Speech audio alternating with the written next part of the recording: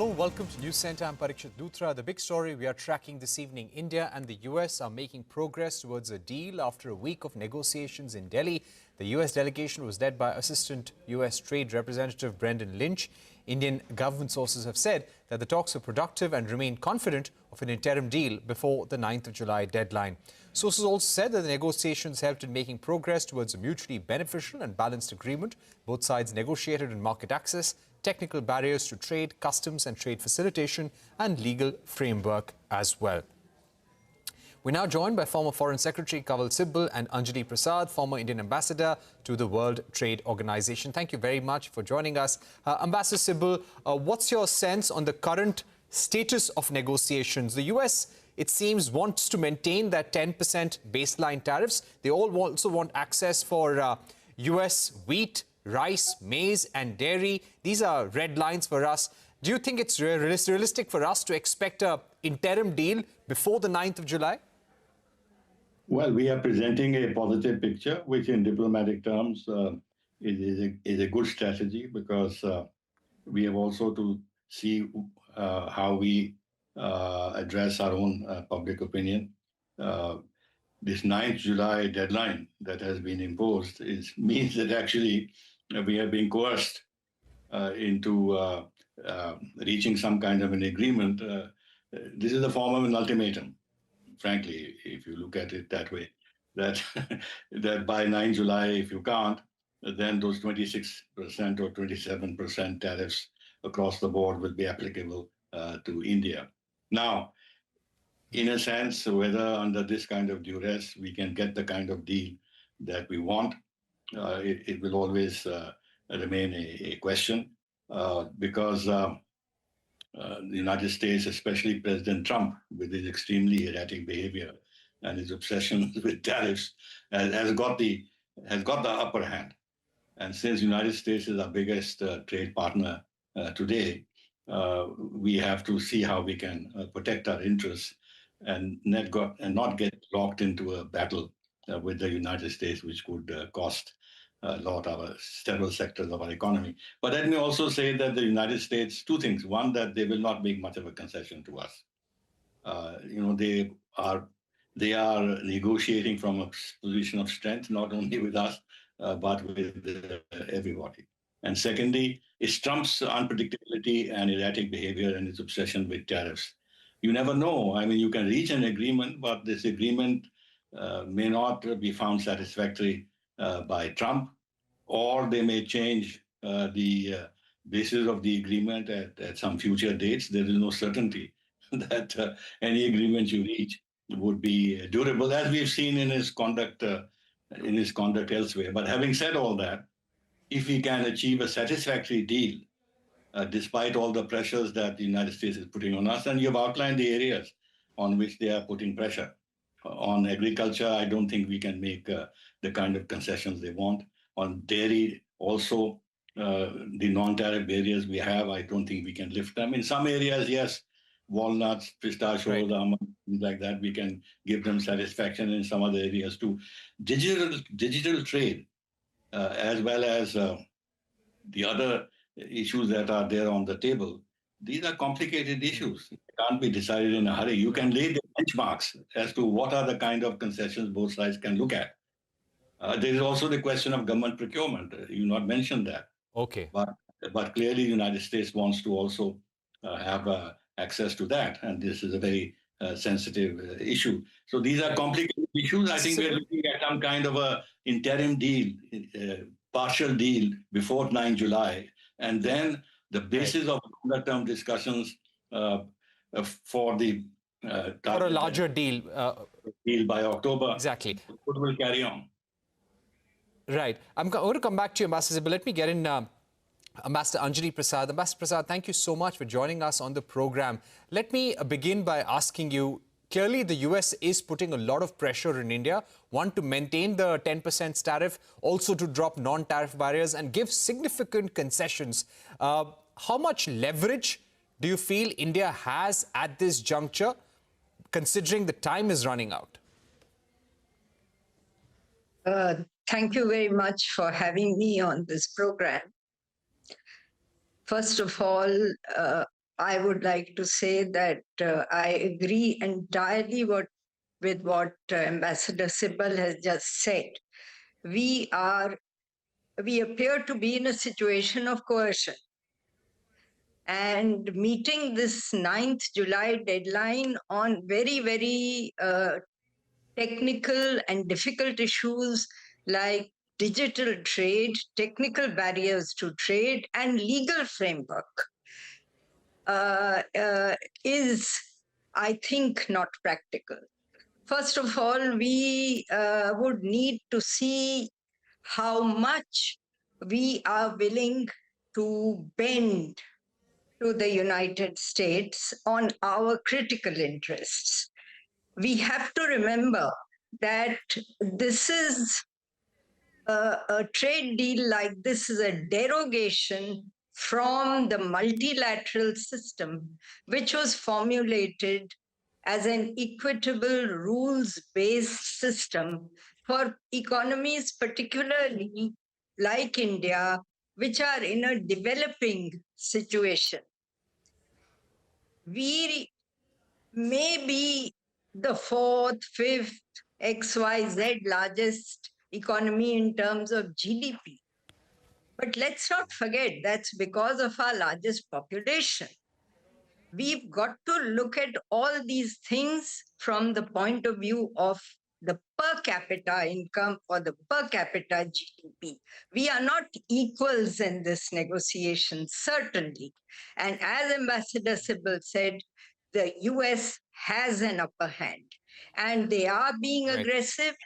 They have this advanced developing country narrative, which they have been peddling for a long time in the WTO.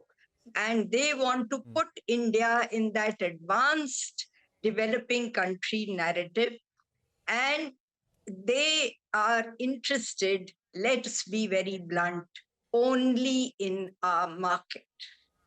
Now, my main point is Ambassador that Sibal, no trade deal is worth its salt if it makes the country poorer in per capita terms than it already is. Okay. Ambassador Prasad, that's a very important point. So you're saying that even if we're not reaching an agreement, if we are being pushed against a wall on our core interests, Ambassador Prasad, we should not rush to have an interim deal. Let there be more time. Would it be harmful for our interests if we do not have a deal and reciprocal tariffs come into effect on the 9th of July? Will things be that bad? I don't think so. We should take our time. These interim deals, if we look at the history of these so-called interim deals, let's look at the early harvest of the India-Thailand FTA. What did it do to us? It completely damaged our fledgling electronic industry, which was coming up. It was an infant industry. It damaged that. It damaged a number of other sectors. And we had to give up that India-Thailand early harvest because of the damage it caused to our manufacturing sector. So we have many such agreements which have in the past. Why did we walk out of the RCEP? We walked out of the RCEP because it was in many ways going to harm us. And this kind of hurry that we are being pushed into in very, very critical sectors, like Ambassador Sibal also said, I think is not in our interest. Right, that's an important point. Ambassador Sibal, to get you in at this stage, India has also been considering ways to take up the issue of steel and aluminum tariffs that the US has imposed. Now, the US has hiked tariffs on steel and aluminum to 50%. We're asking the US to waive this off for India as part of the interim deal arrangement. Do you think India should be considering moving WTO or reducing concessions for India, for America and other sectors in retaliation to this? I think we should wait till 9th July and see what we come up with. At this stage, to drag United States to the WTO will, I think, derail the kind of negotiations that we are conducting with the United States. My understanding is that the United States is extremely demanding, very demanding. And the cue comes from Trump himself. I mean, he's not at all uh, uh, au fait with facts and figures. He says whatever comes to his mind. He's also talked about the deficit between the two countries being $100 billion, which is not the case at all. He's also spoken about zero tariffs that India is offering, which is not true.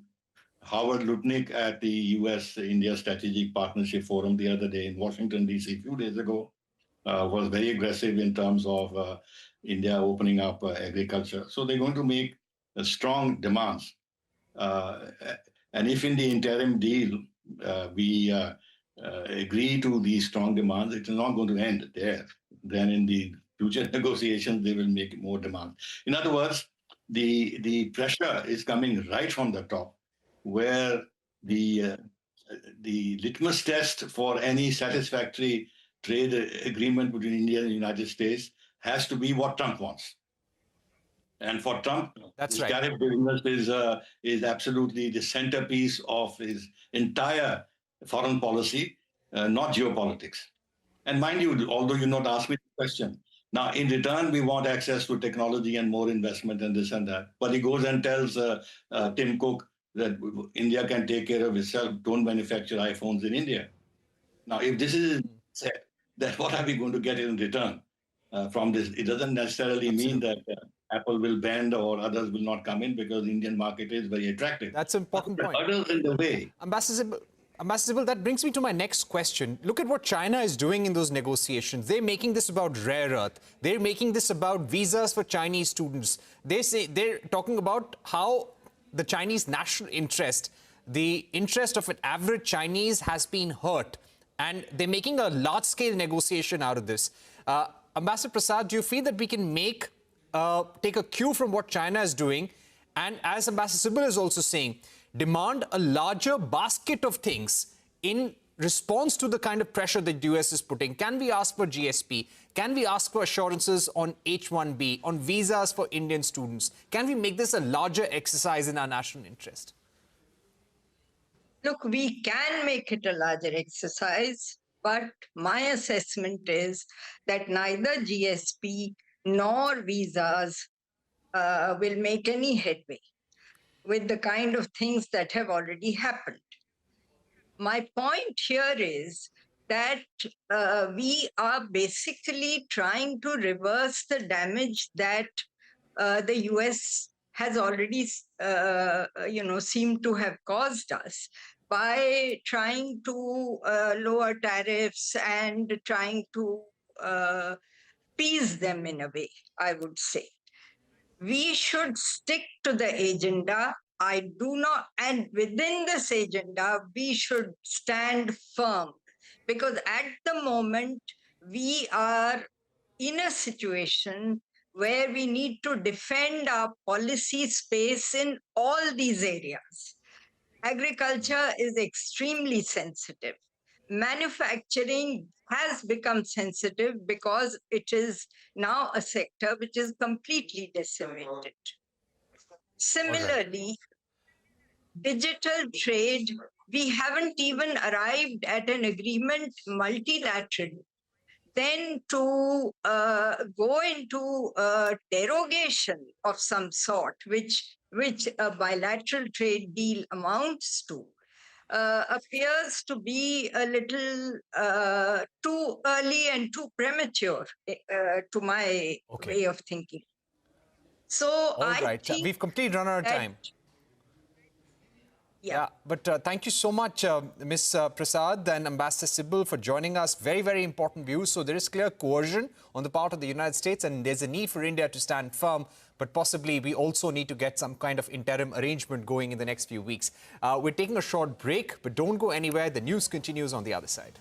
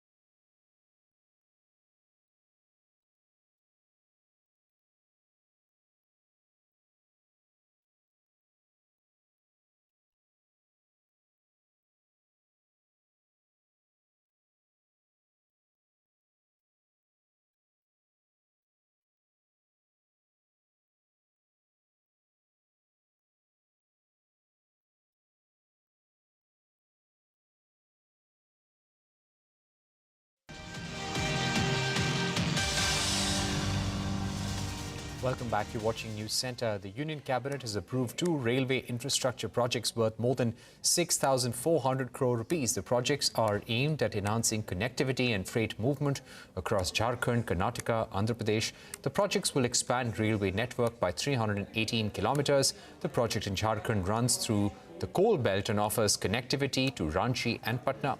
The project in Karnataka connects Bellary and Chitradurga districts and stretches into Anantapur district of Andhra Pradesh.